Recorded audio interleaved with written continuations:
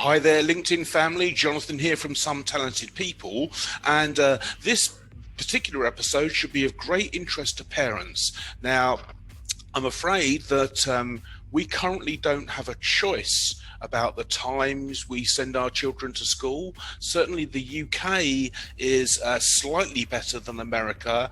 I've visited friends in America, and you've got school buses turning up at 7:30 in the morning, 7 in the morning, and people getting to school by 7:30.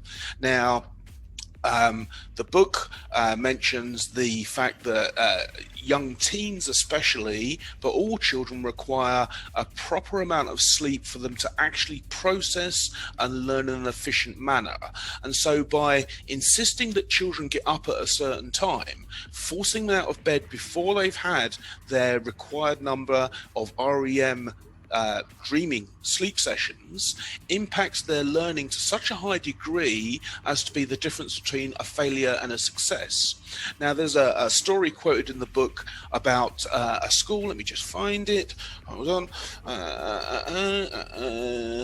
Okay, it's a school in Minnesota, and they experimented with shifting the day from 7:25 a.m. to 8:30 a.m. In the year before the change and the year after the change. So the year before the change, SAT scores of the top performing students were 605. The following year, after switching the start time to 8:30, they went up to an average of 761.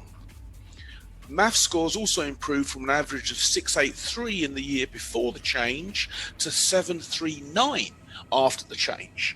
And so the improvements from a simple hour extra in bed are huge. And another thing which is alarming and requires attention is the context of accidents. So the second leading cause of death for young teenagers are road traffic accidents. And to put this in context, when ABS became broadly available, it was cited as a 25% decrease in traffic accidents. Now, the same school that did this time shift found that when they shifted it to 8:30, reductions in accidents of the teenage group fell by 60%. And when they shifted it to 8:45, it fell by 70%.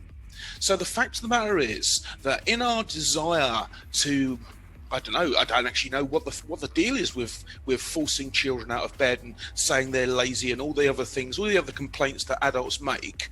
Chill out, read the book, because not only are you denying them the opportunity to learn and gain and act creatively even, I beg your pardon, but we are literally causing death and injury because tired brains operate very, very poorly.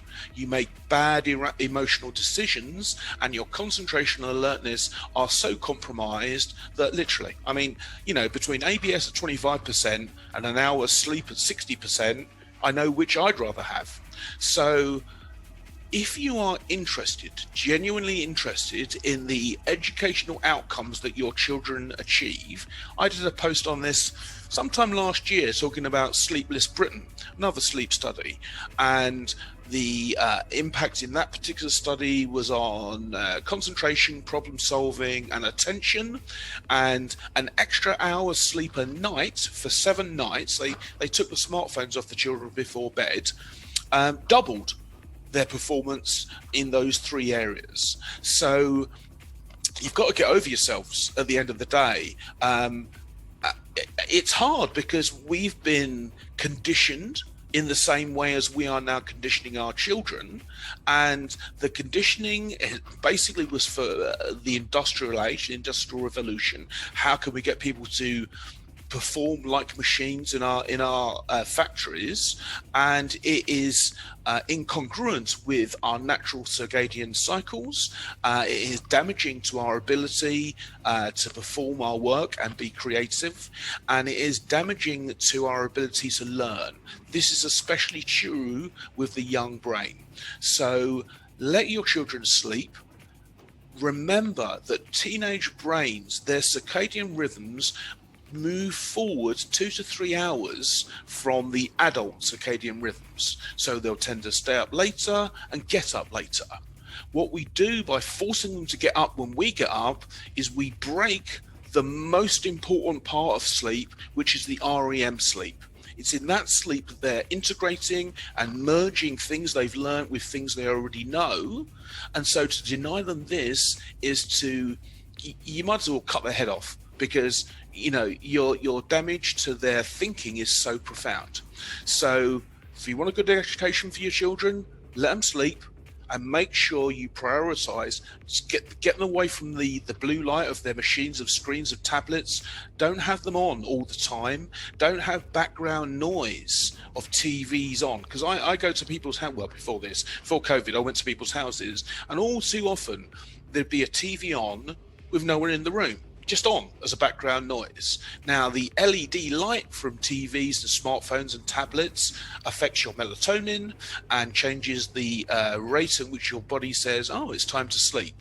So if you're sat in bed with your smartphone or your tablet reading, you delay your falling to sleep by 2 to 3 hours. And that then means if you get up the next morning, you're destroying the opportunity to actually integrate new information. So let your children sleep yourself. Have a good day, and I'll speak to you again.